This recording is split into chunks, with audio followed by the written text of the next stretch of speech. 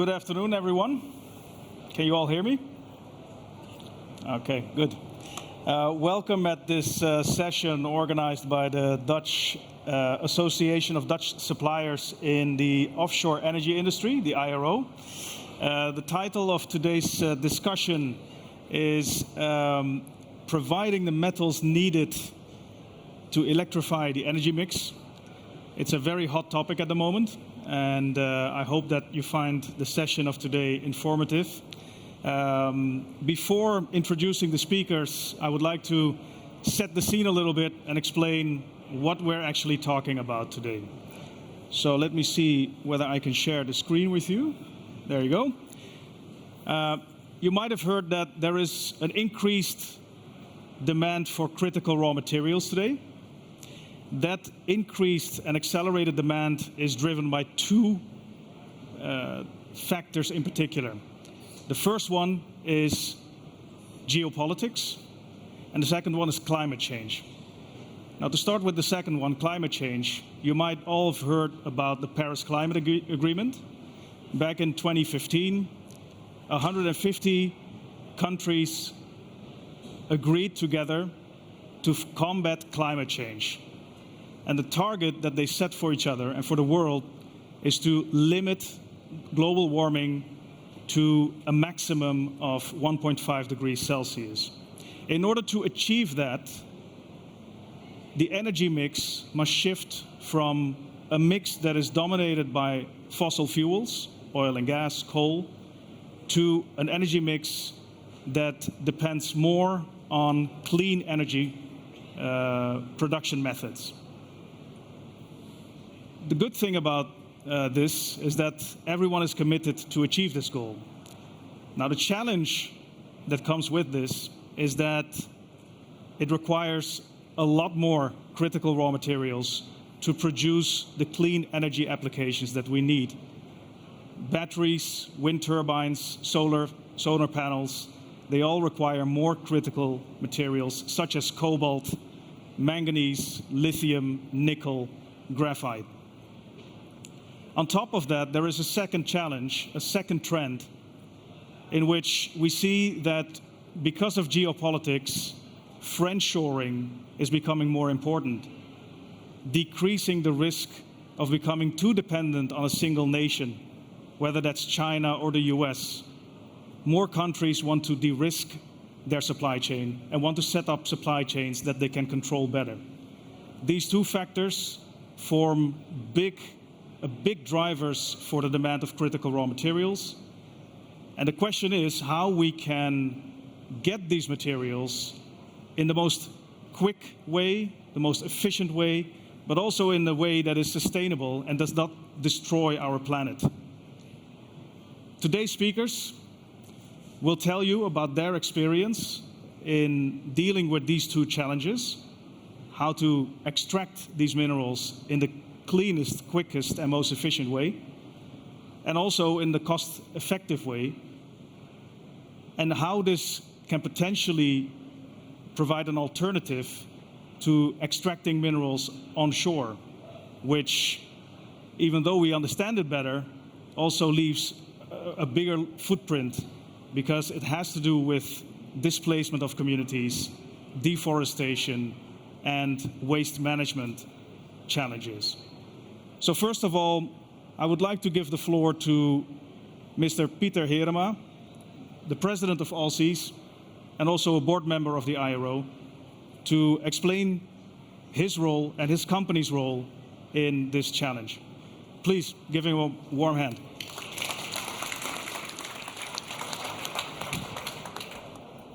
Thank you very much, Amrish, and good afternoon, everybody. Let me see if yes, so here we are. So Allseas is the offshore partner in the metals company. The metals company is the holder of one of the licenses in the Clarion-Clipperton zone, and we were the first one to provide a full-scale test offshore in the Clarion-Clipperton zone, where we both collected nodules and also brought them to the ship. But I have a nice video at the end about that. So, and I will be very brief about this very interesting industry, which is very nascent and faces many challenges. One of them was a technical challenge. I think we've have that behind. The other challenge is the ecological impact of this industry, and the other one is, of course, is there some financial life to it. The latter I will not go into today, because we think there's more than enough potential for the industry, and I'll tell you a little bit about that. I see that the slides have changed their looks a little bit, but this basically says there are 3 types of deep sea mining, and we're focusing only on nodule collection, which according to us is the least invasive one. But there are also 2 other kinds which are much less tested or researched by now. The primary location we're looking at is the Clarion-Clipperton Zone. It's in the middle of the Pacific Ocean. It's about the size of Europe. But there are many more places in the world where there's other forms of deep sea mining or nodule collection. So there are vast quantities of these nodules, and it goes into the billions and billions of hundreds of billions of tons estimated.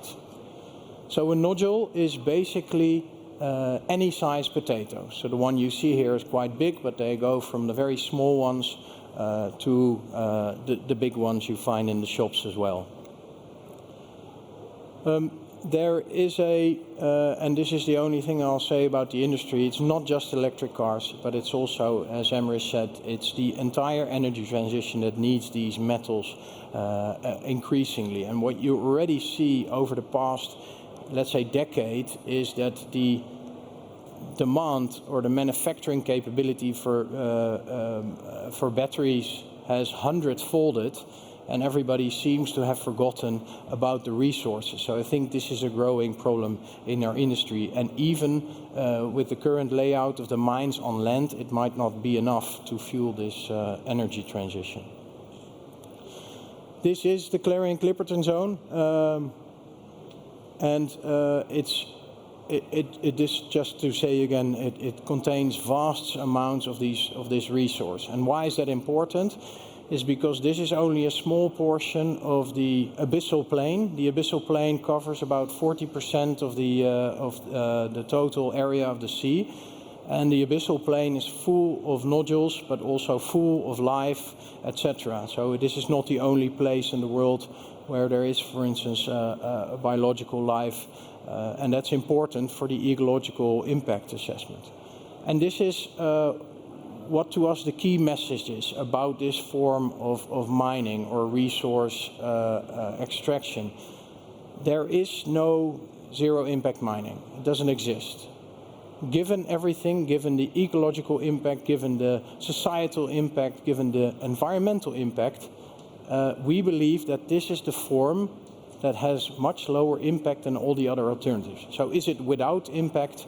Not at all. But the amount of space, energy, and nature needed to disturb on a conventional mine is, in our belief, bigger than the alternative offshore. So this is the basic principle. Many of you may know this, but we have a vessel at the surface. It deploys a riser. It's basically a big vacuum hose, and below on the seabed there is a collector. And it actually picks up these nodules from the seabed. They are literally just laying on the seabed, so they're not in the seabed. There are mineral sediments that have formed over millions of years, and they're literally just sitting there in the mud. I'll tell you a little bit about the technical challenges on that in a second. So this is the collector vehicle, so this was only the pilot. So this is a small-scale system, even though it's 6 meters wide and about 8 meters long. And it weighs about 90 tons in air. And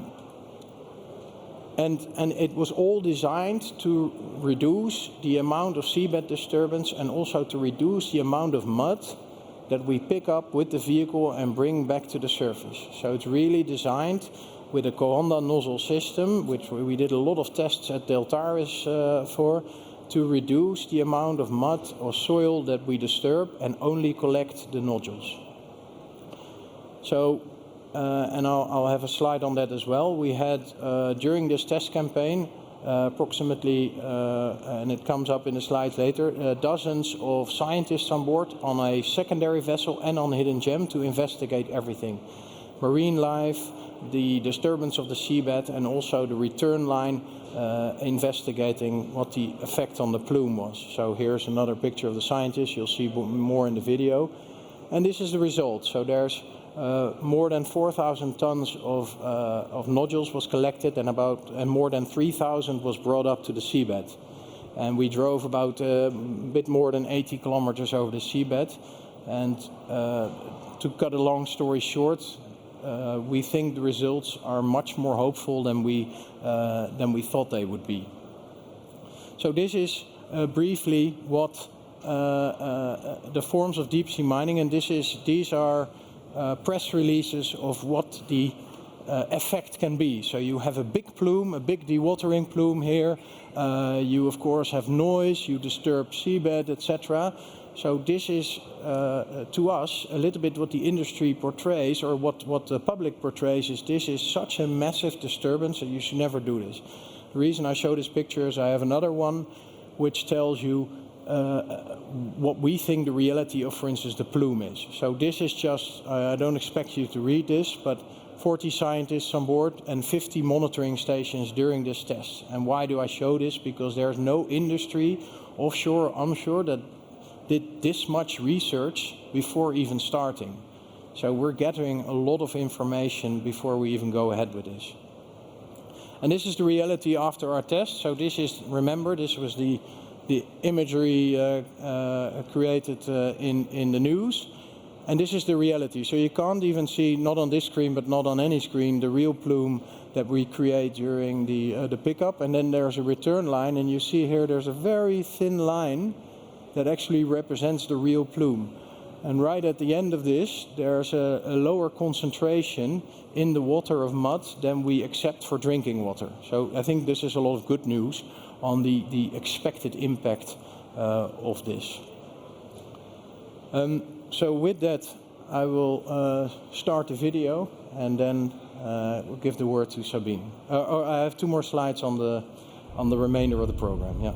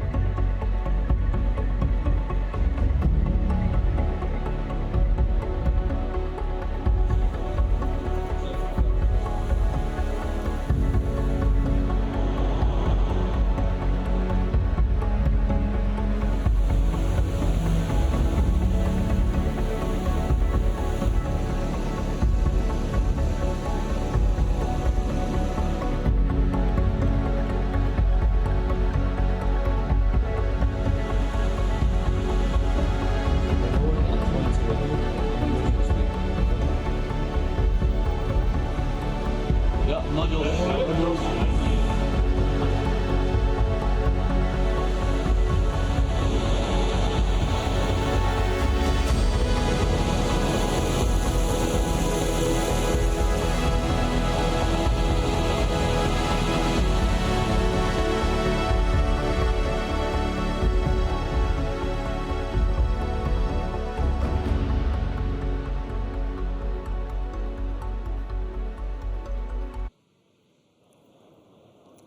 So with this final slide, I'll conclude. So the next step is we're awaiting the regulations, and we'll talk a bit more about that later. The next step is also to set up a complete offshore logistical system, possibly to Asia. Obviously, when you have to collect millions of tons, this is a big challenge as well. Thank you. Then Sabine, please. Yeah. Thank you, Peter. I would now give the floor to Sabine, Dr. Sabine Gullner, Senior Scientist for the Royal Netherlands Institute for Deep Sea Research, and you're also a advisor to the International Seabed Authority. Dutch delegation, yes. Can you hear me? Okay. Okay.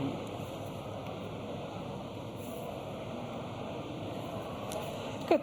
So I was asked to talk today about the environmental impacts of polymetallic nodule mining. And as I think all of you are aware, currently all minerals are extracted from resources on land. But we also know that a lot of minerals occur in our ocean. And as already introduced, there are certain types of minerals with associated different ecosystems. And today I want to focus on polymetallic nodules, which are distributed on abyssal plains. First, I want to give you a bit of an impression what we see down there. What is this ecosystem that we are talking about? So here you can see a video that was made in 4,000-meter water depth in the Clarion-Clipperton fracture zone in the Pacific Ocean. And here you can indeed see the nodules, which have the size of a potato, and they're spread out on the abyssal plains. You can also see very nicely it's a 2D resource. So basically these nodules are spread on the seafloor in the sediments. And we find a lot of life on the nodules and also in the sediments. Here on the, you can, for example, see an anemone that is attached to a nodule, but there are also, for example, sea cucumbers in the area. And actually most of the life which is there you cannot see with your eyes because it's living in the sediments. But they're also more iconic creatures, like, for example, this octopus that, for example, lays its eggs and attaches it to sponges which need the nodule to grow on. And here you can see an example of such a sponge. So it is important to consider what we know and what we don't know when it comes to what is living on these abyssal plains where there are also polymetallic nodules. Polymetallic nodules are not everywhere on abyssal plains, but concentrated in certain areas around the globe. So what life do we find at nodule fields? So on the nodules we find, for example, sponges, corals, anemones. A student of mine, she's currently studying what is living in the nodules. There are also kind of different kinds of worms and crustaceans, crabs living in the nodules. In the sediments, we also find a very diverse life, and also, of course, in the water column. To give you a bit of a glimpse of what we know and what we don't know, in the last 5 years, more than 5,000 new species were discovered. And this is not the end, it's just the beginning. So we have really a hyper-diverse ecosystem down there, and it's very important to remember this. So we have a really high diversity with many unknown species. In addition, whilst we formerly thought, because at the first glance it looks rather homogeneous, the environment, we actually thought, like 10, 15, 20 years ago, the species that we find in one place, we would find it anywhere in this region, but it's not true. What we find out more and more, that typically a species is found in a range of, let's say, approximately 200 kilometers. Of course, it's different between species, but we are more and more surprised basically by how limited the distribution of these species are. So what are the impacts when we think about deep seabed mining? Of course, we have probably the largest impact is the removal of the nodule itself. Of course, this is the goal of any mining operation, to get the minerals. And then we also get sediment plumes in the water column as form of the discharge plume, so after the cleaning the nodules on the ship. And also we get a sediment plume in the benthic environment close to the ground, because the sediments are very fine down there. When we think about what impacts could be created and what is the time scale of it, we have to remember, and this is something that we know very well, that any organisms that need the nodule to grow on, for example, anemones, corals, sponges, they cannot grow on sediments. They basically cannot recover at the mined location for millions of years. Why these millions of years? This is the time it takes a nodule to form. Nodules grow at the rate of a few millimeters per million years. So at the place where you take the nodule away, it means that any animals that need the nodule to grow on cannot recover. The sediments will be modified, of course, as well. Here we have some insights into studies from small-scale disturbances that were carried out 30 years ago. And after 30 years, we still found an impaired microbial loop, different species, and less diversity. Of course, it's not true that there's no life after mining. Of course not. But really, the ecosystem will change to a different state, basically ecosystem without of nodules. Coming to the impacts of the plume in the water column, we don't know. I cannot tell you because we don't know. Good. So next, of course, the tests that were done by Allseas and by the metals company. Also, DEME GSR carried out some mining tests. And associated, we also had independent scientific monitoring by a group of scientists in the European Union called Mining Impact. And here you can see some of the instruments that we used for that. It's a multi-year project, and I only want to touch today about plume dispersal and the restoration experiments that we started there. A colleague of mine from the NEOS, Henko de Stichter, he is looking into the plume dispersal. And for example, after the Patania 2 trial, the deposition, basically that was near field, was a few centimeters, which is equivalent to what naturally settles out in a few thousand of years. Turbidity is approximately 5,000 times higher than natural background turbidity. So here it's very important to remember and to know that the water in the Clarion-Clipperton fracture zone is crystal clear, which is very different, for example, to what we find in the North Sea. So we have to think about different scales of concentrations. The plume also there was much less when we looked far field, 2 kilometers downstream, where it was 100 to 1,000 times lower than near field, but still, of course, much higher than the natural background turbidity.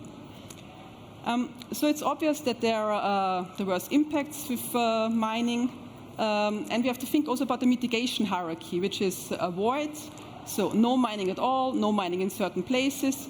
Minimization, you can think about technology, how to reduce, for example, the plume impact. You can think about restoration to help the ecosystem recover, and you can think about offset. Of course, also the International Seabed Authority is aware of this, and I assume that most of you know what the ISA is. So the ISA is the organization for which state parties to UNCLOS organize and control all mineral resource-related activities in the area for the benefit of humankind as a whole.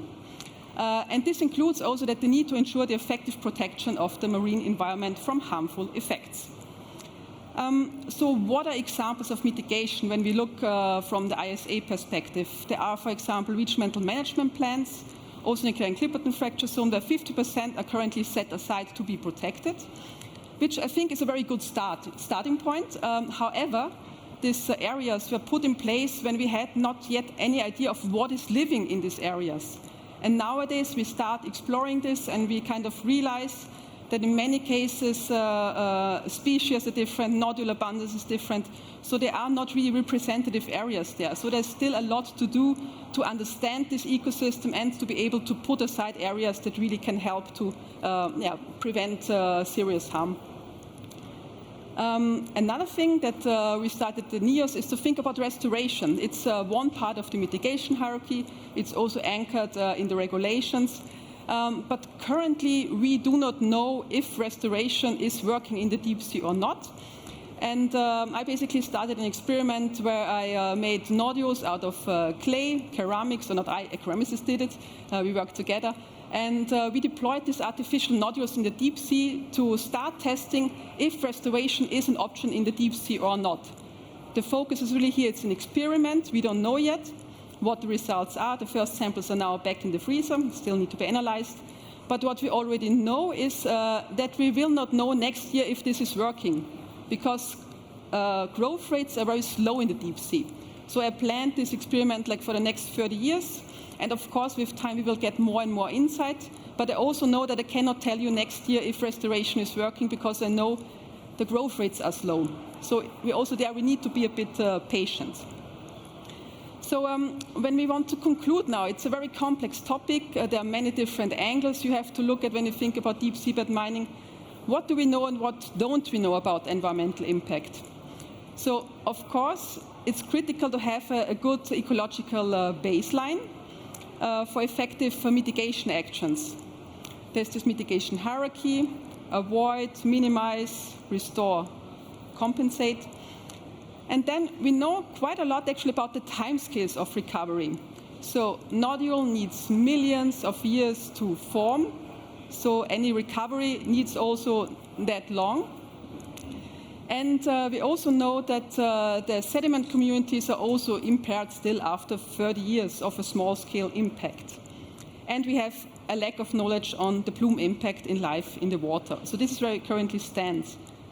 The spatial scales are much more problematic because we still lack a good understanding of where we find which species, what are the associated ecosystem functions. But what we know is the nodules is, of course, a 2D resource. So the areas will be geographically larger. So a lot of things to consider. Thanks a lot.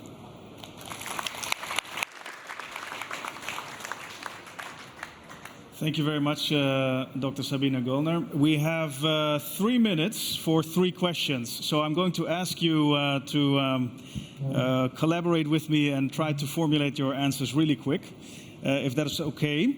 The first question is for Dr. Sabine Göllner. Looking at the high concentrations of metals that are crucial for the energy transition that occur in, for instance, the nodules, and the fact that the nodules have the shape of a potato lying there on the seabed, why is it not an attractive alternative to extracting metals from onshore, where you have to displace communities, sometimes kill animals, destroy rainforests forever? Of course, it's correct that there is no mining without environmental harm. I think it has to do with certain factors. So it's the time scale that is completely different. So what we know from ecosystems, how fast or slow they recover, like on land, it's quicker compared to a geological time scales in the deep sea. It will be millions of years. So that's like one factor, the time factor. And also it's common heritage of humankind.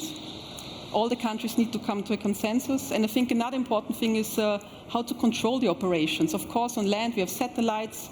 It's easier to control. In the deep sea, you also need a lot of technology advancement to be able to control what is happening in the sea, because, of course, we cannot control with satellites, but it also needs a lot of robotics and a lot of monitoring. Thank you very much. Maybe in addition to that, Peter, can you explain how your company, Allseas, is trying to deal with this ESG requirement that is very important today, and what you do to reduce the footprint? So this is, and as I mentioned, one of the most important things also for the ISA, to make sure that we do this responsibly. So they want to put the necessary measures in place to make sure that once we go ahead with this industry, we do it responsibly. And that's also how we look at it as a company. We wouldn't have gotten into this as a responsible family company if we thought this was a bad idea. And likewise, if it proves that it isn't, then we wouldn't be doing it. But so far the results are very positive, and I agree. Again, there's quite a bit of life down there, but it's we have to see it in relative terms. So that's the way we look at it. But it's reassuring for us that the industry takes also that part so seriously. And is it then, and this is a question to both of you, is it a good development that you now have single countries like Norway and the Cook Islands trying to develop deep sea mining in their exclusive economic zone outside of the control of the international organizations like the ISA? Yeah, I'm a marine biologist by training, so I don't have this background knowledge to be able to answer this question. Well, I think it's good that there is a United Nations body busy with this, so it suggests that there's a very concrete and thorough process to establish the International Mining Code. At the same time, it's also more than 100 countries that have to, so these countries locally could move a lot faster, also because primarily now they're looking only at nodule collection, not at any other form of mining. And that could help the industry. But the only thing that's really important that they take the same level of thoroughness to approach the industry. So it should never become a cowboy industry. I think that's very important for mankind. Yeah. Understood. Well, I think we ran out of time right now. I would like to thank both of you, Pieter Herema, President of All Seas. Please give them a big hand. And Dr. Sabine Gullner, good luck with your work.